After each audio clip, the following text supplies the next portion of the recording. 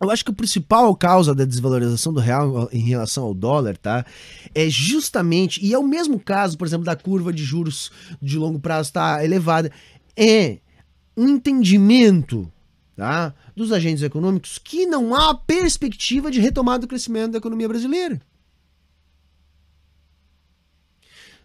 Esse é o ponto, porque se há uma perspectiva, né, você começa a inverter essa tendência no mercado.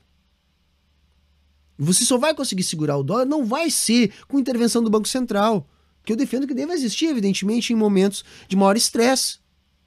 Agora, isso não pode ser política permanente, porque você arrebenta com as reservas internacionais e aí sim você vai esbarrar ali na frente na restrição externa. Isso tem que ser utilizado para mitigar a aceleração do dólar. Agora, o dólar só vai estabilizar quando os agentes econômicos, o capital, como eu gosto de chamar, ou como a mídia gosta de chamar, o mercado, perceber que há uma perspectiva da nossa economia sair do atoleiro.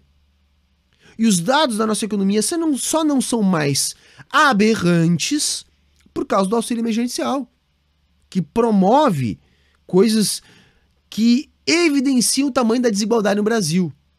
O auxílio de R$600 fez com que muitas localidades tivesse um aumento na renda média da população. Tamanha a desigualdade da economia brasileira. Só que isso tem data para acabar. Inclusive, os liberais austericidas já estão articulando para que isso de fato acabe e que a gente retome a austeridade fiscal já em 2021.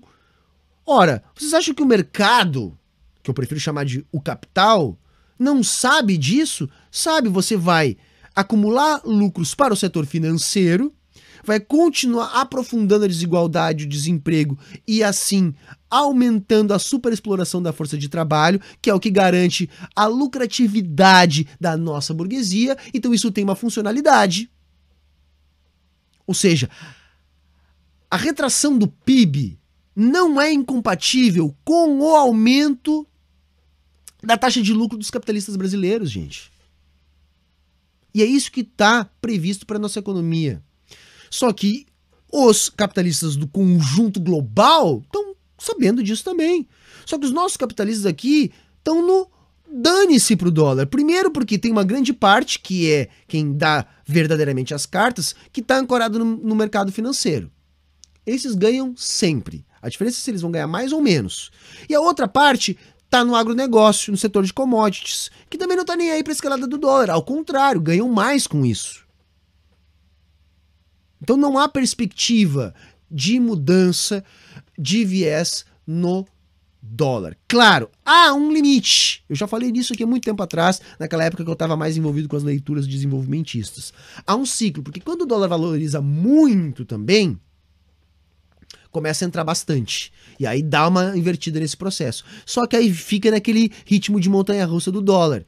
Ou seja, o dólar não consegue se estabilizar, né, para usar aqui a expressão do professor Bresser, numa taxa de câmbio de equilíbrio. Eu tenho sérias restrições com esse conceito aí, mas não é também esse espantalho que os liberais costumam fazer quando a gente fala de câmbio. Câmbio, para mim, sim, é algo sensível e acho, sim, que a gente tem que ter um câmbio desvalorizado, pelo menos enquanto a gente não tem uma indústria competitiva. Porém, entretanto, todavia, contudo, não obstante, não só câmbio. Câmbio sozinho não resolve nossos problemas e sempre que acontece um choque de câmbio, acontece uma perda do poder de compra da classe trabalhadora, que é quem paga o pato. Então é muito delicado esse assunto, tá? É assunto talvez para um outro momento aqui.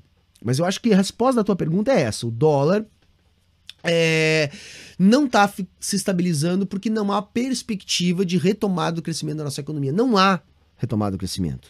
O que nós estamos tendo de 2016 para cá é uma taxa, mesmo com a revisão do PIB que foi feita agora nessa semana, um crescimento medíocre, que não sustenta a tese de retomada do crescimento. Porque se nós compararmos com nós mesmos, é a pior retomada de todas da nossa história. Se nós compararmos com nós mesmos, houve uma mudança no padrão de crescimento de longo prazo da economia brasileira. Se nós compararmos com nós mesmos, o tal V da recuperação da economia, que pode ser observado nos últimos dias apenas indica que nós estamos recuperando o nível de atividade do início de 2019, que é um nível de atividade medíocre, de uma economia que vinha crescendo na casa de 1% ao ano. E 1% ao ano só é crescimento digno para a economia desenvolvida. Para a economia que nem a nossa, não. Muito menos depois de passar por um baque que nem nós passamos. Geralmente, o normal depois de um baque é, no mínimo, uma recuperação um pouquinho mais vigorosa no início. Não 1%. Como esses abobados, panfleteiros do neoliberalismo gostam de sustentar.